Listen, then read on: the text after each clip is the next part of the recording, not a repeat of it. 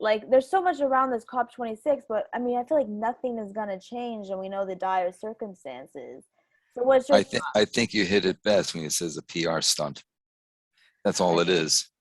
That's all it is. I mean, they're not reaching any, significant policies. Although there is one little interesting thing, and I have to admit, it surprised me. Because let's face it, these COP meetings, they're based on what the IPCC does, right? Right. And if you look at the IPCC, they don't really talk much about methane. They do, they kind of poo-poo it. They kind of bury it down in the weeds, and really don't talk much about it. They just mention it in passing, et cetera, et cetera. They certainly don't really include it in their projected models. Interesting thing I heard coming out of the COP26 was we have to do something about methane. The methane issue. Well, jolly willikers. Okay, so let's see now. Yeah, they're in a lag effect. Yeah, like right. The methane issue. You've been talking about it. The thing is, though, okay, what are you going to do about methane? Okay, there's some things you can do. You can stop fracking. Fracking creates a lot of methane releases, so you can stop fracking. You can do a better job of capping the wellheads that are no longer used that still release methane.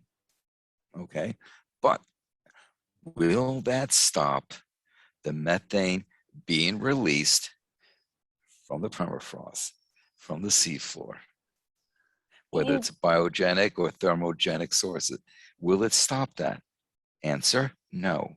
So the methane is still going to continue to leak and be put in the atmosphere, especially as the atmosphere warms, especially as that heat content in the ocean diffuses through the ice, into the atmosphere, what have you.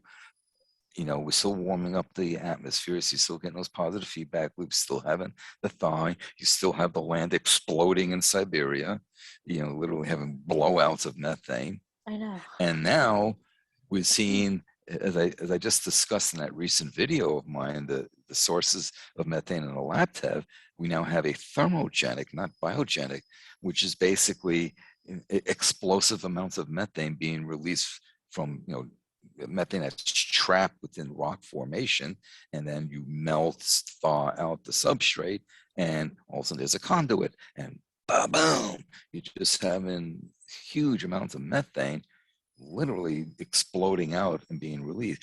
And because they're exploding out in great quantities, the water can't absorb it. So if it seeps out, then it can dissolve in solution. It can dissolve into the water column, be absorbed, and that kind of stuff, then be subjected to physical action, currents, tides, Ekman pumping, what have you. But here you just have these, as I show you with those photographs, these methane, boom, just go into the surface. And you know what they do? They go to the surface and they go right into the atmosphere. Which then further warms the planet over time, and the methane and the CO2 in general. I mean, this lag effect issue you talk about too, it's just what methane is going to do long term. It turns into CO2. So and then it oxidizes into CO2. That's right. And the thing is, it's like, what was something, I remember having discussions with Igor, and he basically said what concerns him was how much methane is there in the ground. That was one thing that I'm trying to get a handle on. How much methane is there? What's the potential? And then he always said to me, what's going to be the release rate? Is it going to be a slow trickle or sudden burst? And we're seeing both. We have the slow trickle from biogenic processes such as the thawing permafrost and microbial action on the organic matter. We're seeing that in the terrestrial permafrost. We're seeing that in the shelf, the shelf system in the Arctic Ocean. Now these thermogenic sources, which is at the shelf break, where the shelf steepens to become the slope, we're seeing these explosions, methane being released very quickly with a actual trapped gas. And then it's almost like if you have a balloon that's taut, and then you stick a pin in there, boom, right? It blows up right on. Well, that's kind of what's happening in the ocean right now. It's just, we're just releasing all this methane. And so, and the estimates I'm seeing just for the lab tap seed alone Yeah. is alarming. I'm seeing estimates of 14 gigatons. I mean, it's very alarming. And so, Yeah. yeah, the COP26 is mentioning methane, and I'm like, you're freaking 50 years too late. I know. So, yeah, damn it, Jim. This COP26 is pointless. They can't even get off coal. So it's just a No, sick system. I mean, we're just digging our own grave. And that's what the guy said, the Antonio Guterres guy who like always warns us we're fucked.